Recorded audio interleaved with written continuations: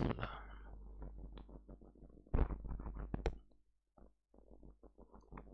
Bismillahirrahmanirrahim. Assalamualaikum warahmatullahi wabarakatuh. Alhamdulillahi rabbil alamin. Wassalatu wassalamu ala sayyidil awwalin wal akhirin wa ala alihi at-tayyibin wa ashabihi al-ghurril mayamin. Ashhadu an la ilaha illallah wahdahu la syarika lah, waliyus salihin, wa ashhadu anna Muhammadan abduhu wa rasuluhu as-sadiqul amin. Ya ayyuhalladzina amanu taqullaha haqqa tuqatih wa la tamutunna illa wa antum muslimun. Allahumma 'allimna ma yanfa'una wanfa'na bima 'allamtana wa zidna ilma.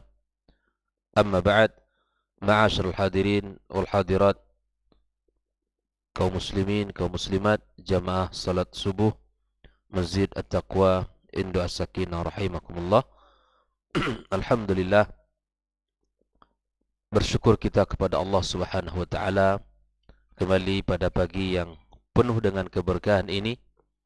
Kita kembali dibukakan oleh Allah pintu-pintu kebaikan, jalan-jalan amal, yang mana pagi ini kita bisa mengawali hari kita, membuka kehidupan kita dengan ibadah kepada Allah Subhanahu wa taala. Ibadah salat subuh yang mana Rasulullah sallallahu alaihi wasallam mengatakan, "Man shalla subha fi jama'atin fahuwa fi dhimmatillah," atau kama qala Nabi sallallahu alaihi wasallam. Barang siapa yang melaksanakan salat subuh berjamaah, maka dia dalam tanggungan Allah dan penjagaan Allah Subhanahu wa taala. Kalau Allah yang menjaga, kalau Allah yang menanggung, maka itulah sebaik-baik penjagaan dan tanggungan. Maka berbahagialah kita kaum muslimin yang bisa membuka harinya dengan kebaikan, yang mengawali harinya dengan ibadah seperti ibadah salat subuh ini. Mudah-mudahan Allah Subhanahu wa taala menerima ibadah salat kita, menerima zikir kita, serta menerima permohonan dan permintaan kita. Kemudian kita lanjutkan sejenak duduk dalam majelis ilmu ini untuk menambah bekal kita di dalam beragama, untuk menambah keilmuan kita di dalam menjalankan perintah-perintah Allah Subhanahu wa taala. Dan mudah-mudahan ilmu yang kita pelajari, ilmu yang bermanfaat, yang menjadi cahaya dalam kegelapan, yang menjadi panduan di dalam perjalanan. Mudah-mudahan Allah Subhanahu wa taala berkahi pertemuan kita ini. Kemudian kita tak lupa bersalawat kepada Rasulullah sallallahu alaihi wasallam. Allahumma salli wa sallim wa barik ala Muhammad. Kemudian salat dan salam juga bersambung kepada keluarganya yang mulia dan para sahabat-sahabat yang setia bersamanya, yang telah berjuang dengan jiwa dan harta mereka, dan mereka adalah sebaik-baik generasi dari umat ini. Kemudian kita juga mohon kepada Allah Subhanahu wa taala agar Allah ampunkan dosa kedua orang tua kita yang telah membesarkan dan mendidik kita, yang telah banyak memiliki jasa kepada kita. Mudah-mudahan Allah beratkan timbangan kebaikan mereka dan Allah masukkan ke dalam surga Jannatul Naim. Kemudian kita juga bermohon kepada Allah untuk para guru kita yang telah mendidik kita dan mengajarkan ilmu kepada kita. Semoga Allah Subhanahu wa taala berkahi diri mereka dan keluarga mereka, dan Allah tinggikan kedudukan mereka di sisi Allah Subhanahu wa taala. Kembali kita melanjutkan pembahasan tentang 200 tanya jawab. Pagi ini kita masuk kepada pertanyaan yang ke-207, masih berkaitan dengan kedudukan berbicara tentang sahabat Rasulullah sallallahu alaihi wasallam. Kalau pagi kemarin kita berbicara tentang apa yang mesti kita lakukan kepada para sahabat Nabi yang mulia. sudah kita bahas dari sumber dalil Al-Quranul Karim, dan juga kita sudah sampaikan hadis-hadis Rasulullah Sallallahu Alaihi Wasallam di antara kewajiban-kewajiban kita kepada mereka. Nah, pagi ini kita akan berbicara tentang man afdalus sahaba ijmalan. Siapakah sahabat yang paling afdal secara umum? Maka dijawab oleh Syekh di dalam kitabnya ini, afdaluhum as-sabiqun al-awwaluna minal muhajirin. Yang paling afdal secara umum adalah orang-orang yang awal-awal masuk Islam dari golongan muhajirin. Secara umum kita bisa mengatakan bahwa kaum muhajirin yang awal-awal as-sabiqun al-awwalun, yang lebih awal, yang lebih dahulu masuk Islam ini, mereka adalah orang yang paling pertama di dalam mendapatkan kedudukan. Thumma minal ansar, kemudian Syekh menyebutkan kemudian adalah orang-orang Ansar yang beriman kepada Rasulullah sallallahu alaihi wasallam.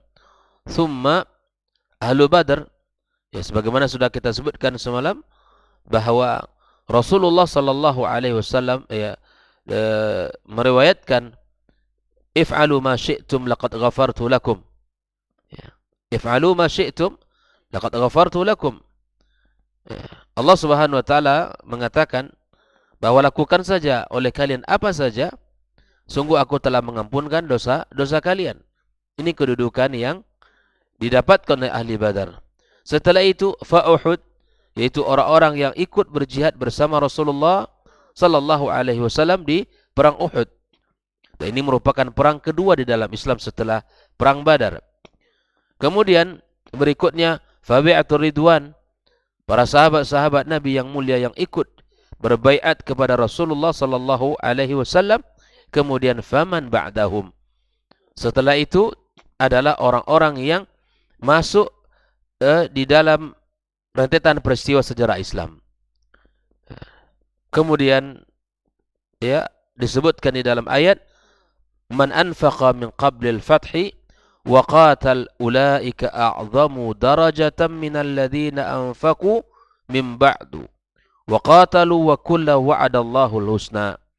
Ya, orang-orang yang menginfakkan harta mereka di jalan Allah sebelum Fathu Mekah. Sebelum Fathu Mekah, dan mereka ikut berperang.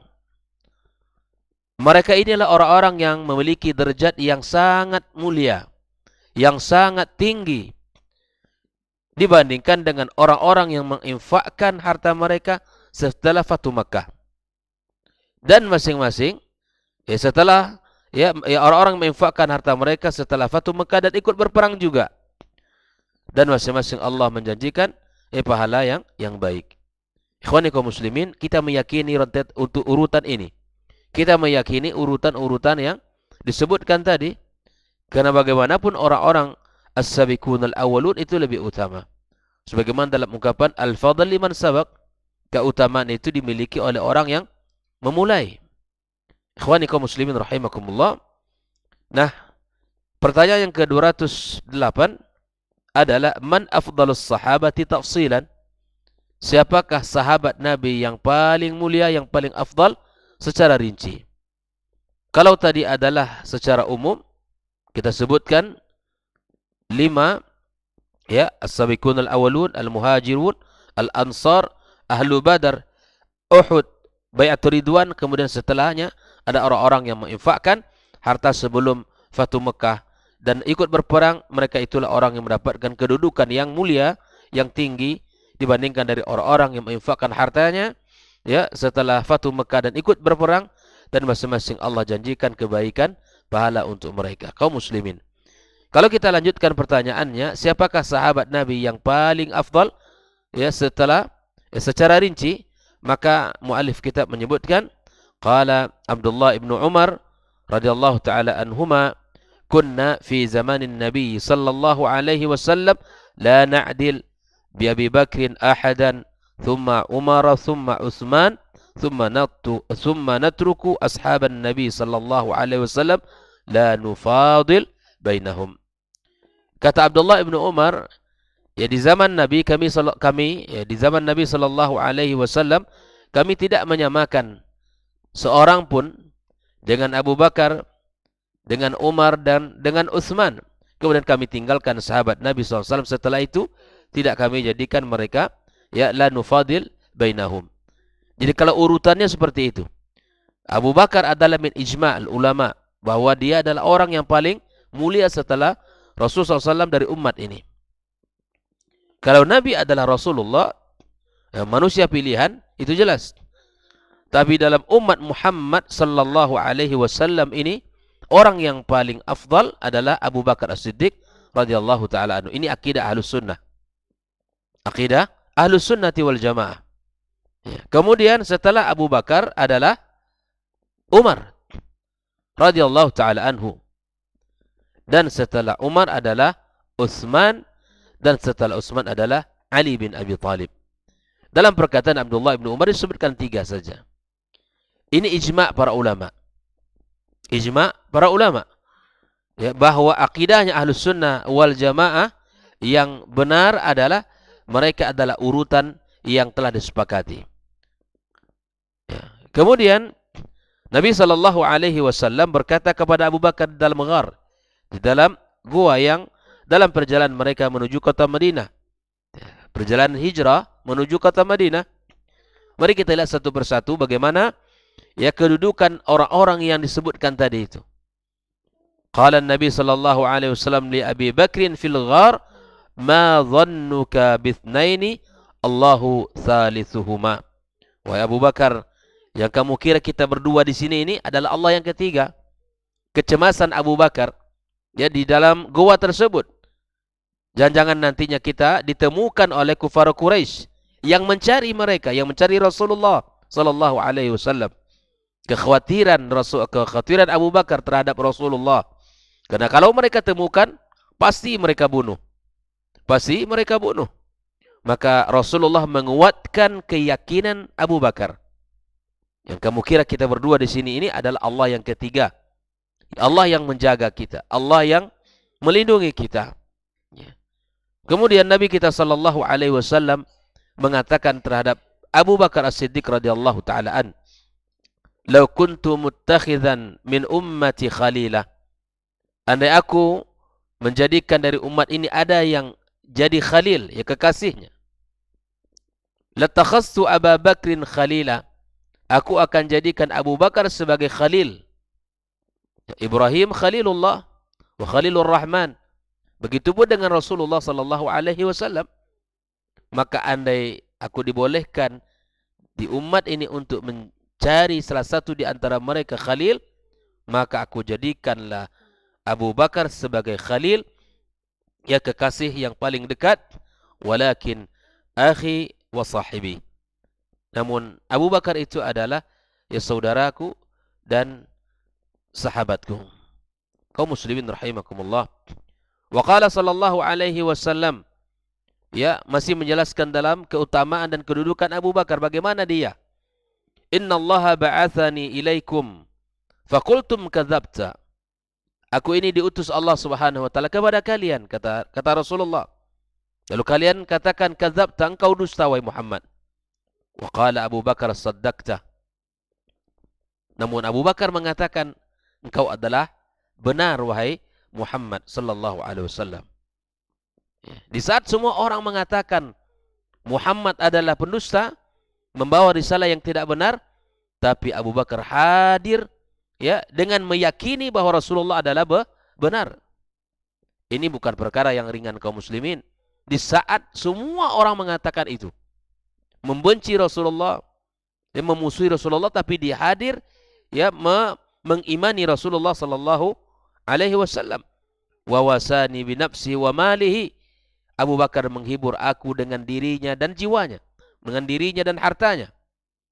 Abu Bakar datang dengan hartanya. Abu Bakar datang menghibur Rasulullah sallallahu alaihi wasallam. Fahal antum tariku li sahibi? Apakah kalian meninggalkan ya bagiku sahabatku? Diucapkan 2 kali oleh Rasulullah sallallahu alaihi wasallam. Maka inilah kelebihan-kelebihan Abu Bakar As-Siddiq radhiyallahu taala anhu yang disebutkan oleh Rasulullah sallallahu alaihi wasallam. Mari kita lihat pula bagaimana kedudukan Umar di dalam Islam ini.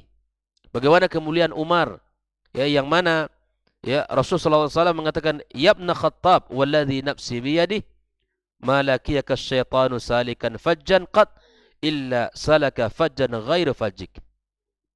Ya, di mana Rasul menyebutkan tentang keteguhan dan keimanan Umar.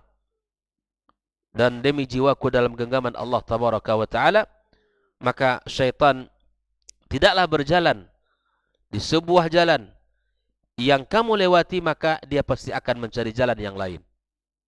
Syaitan tidak mampu untuk berhadapan langsung dengan Umar. Bayangkan, jangankan manusia-manusia biasa, syaitan saja takut kepada Umar. Bagaimana kekokohan, keberanian, keimanan Umar bin Khattab radhiyallahu taala anhu. Andai Umar melewati sebuah jalan, maka jalan itu tidak akan diikuti oleh syaitan. Dia takut kepada Umar. Dia takut kepada Umar bin Khattab radhiyallahu taala anhu. Kemudian Rasulullah sallallahu alaihi wasallam mengatakan, laqad kana fi ma qablakum muhaddatsun fa iyyakun fi ummati ahadun fa innahu Umar." Ya, telah ada orang-orang sebelum kalian muhaddatsun, yaitu orang-orang yang diberi ilham oleh Allah tabaraka wa taala. Andai ada di umatku, maka Umarlah orang yang akan mendapatkannya. Bayangkan, ini Rasul yang mengatakan langsung.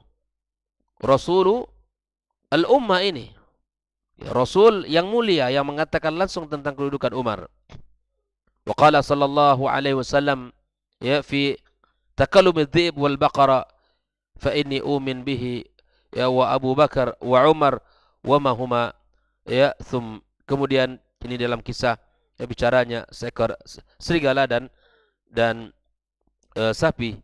Dia mengatakan, sesungguh aku beriman, ya, kemudian kepada Abu Bakar dan Umar, wa ma huma.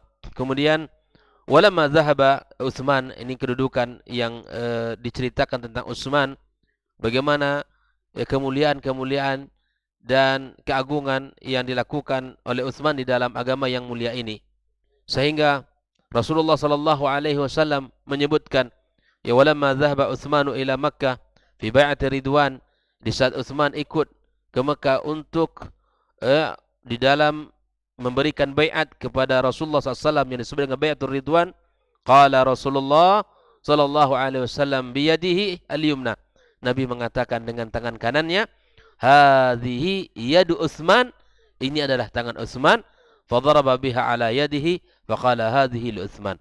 Jadi Nabi mewakilkan, ya, wa hadhihi li Utsman. Tidak ada orang yang dilakukan oleh Rasulullah seperti itu kecuali kepada Utsman. Wa qala sallallahu alaihi wasallam, man yahfiru bi'r Ruma falahul jannah, ya, barang siapa yang menggali bi'r Ruma, ya, maka baginya surga, maka Utsman melakukannya. Di dalam yang lain bahwa barang siapa yang membeli bi'r Ruma, kita ketahui ini milik orang Yahudi di zaman itu, dan sumur ini adalah salah satu sumur yang memberikan air, yang punya air di dalamnya, yang tidak pernah kering. Maka semua orang di kota Madinah, ya, berbondong-bondong untuk membeli air atau mengambil air di sini, dan tentunya tidak gratis. Maka orang Yahudi menjualnya dengan harga yang mahal.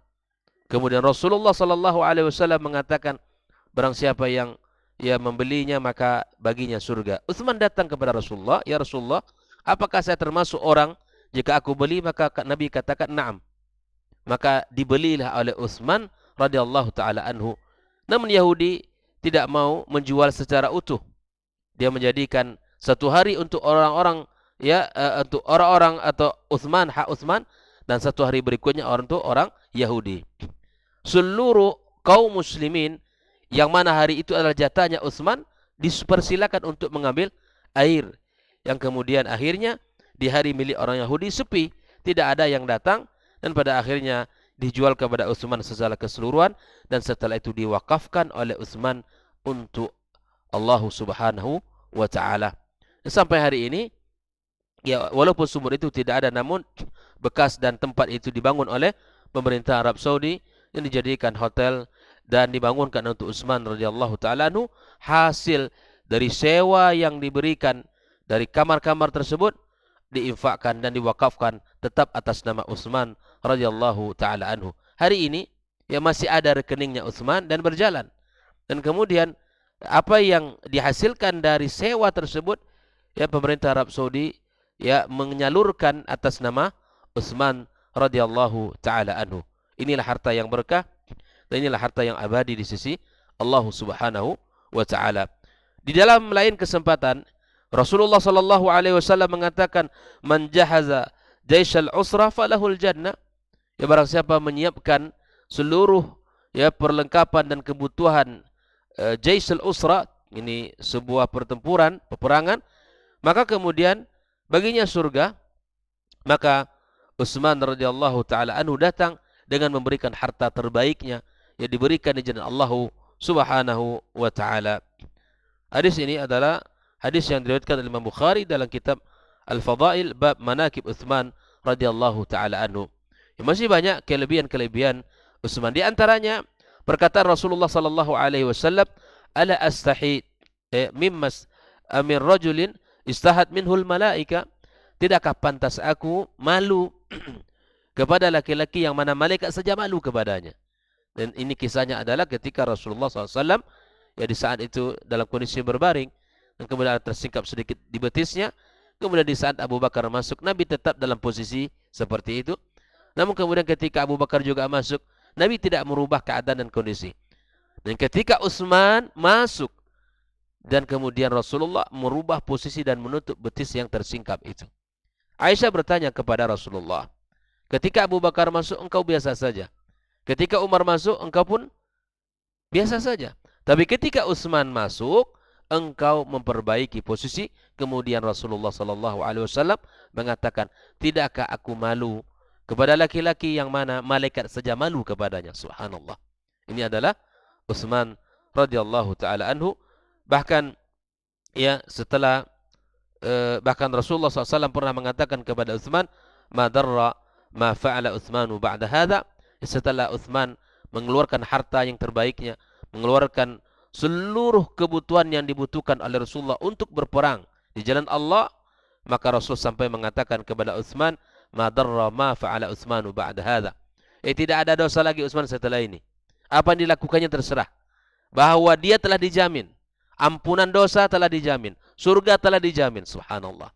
Dia adalah sahabat Rasulullah sekaligus adalah menantu Nabi kita sallallahu alaihi wasallam. Beginilah para sahabat kaum muslimin di dalam menyikapi harta itu.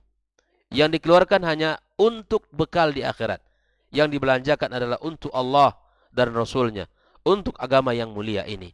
Makanya Nabi sallallahu alaihi wasallam mengatakan, ni'mal malus salih biyadir rajuli salih. Harta yang terbaik itu mestinya berada pada tangan orang yang baik. Harta yang saleh hendaknya berada pada tangan yang saleh.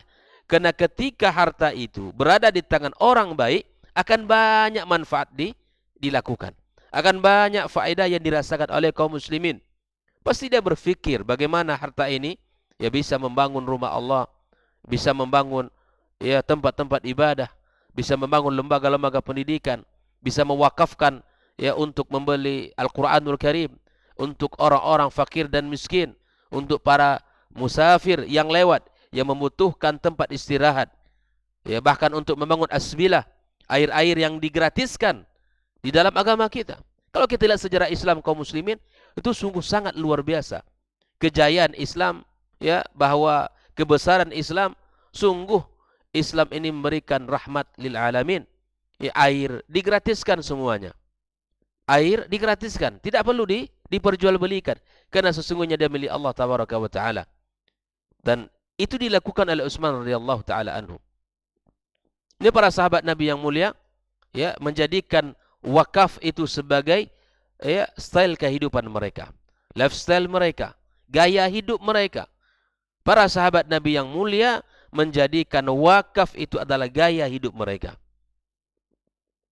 pola hidup mereka. Dan mereka tidak ada yang mereka simpan-simpan, kecuali mereka berikan di jalan Allah tabaraka wa ta'ala, karena mereka yakin yang harta yang diberikan di jalan Allah, Allah akan pasti kekalkan dan abadikan. Ya. Sampai kapan? Sampai hari kiamat kelak. Selama harta itu digunakan di jalan kebaikan oleh orang dan selama harta itu masih dimanfaatkan dalam amal saleh. Katakan subhanallah, masjid yang kita salat di dalamnya ini, yang semoga Allah Subhanahu wa taala jadikan sebagai harta terbaik bagi pewakifnya. Ya, kita doakan yang mewakafkan yayasan ini, lembaga ini, masjid Masya Allah di dalamnya ditegakkan 5 waktu salat dan dihadirkan di dalamnya kegiatan-kegiatan yang bermanfaat. Ya, para anak-anak negeri ini dari kaum muslimin hari-harinya di dalam masjid menghafal Al-Quranul Karim, membaca ayat-ayat Al-Quranul Karim, dan subhanallah ini adalah harta terbaiknya. Ini harta terbaiknya yang akan terus mengalir kepadanya pahala sampai tempat ini, rumah ibadah ini masih digunakan di dalam kebaikan dan ketaatan.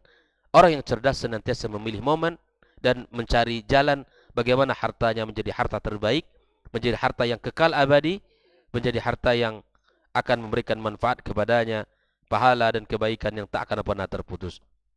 Ma'asyiral hadirin rahimakumullah, maka inilah keutamaan-keutamaan Utsman radhiyallahu taala anhu.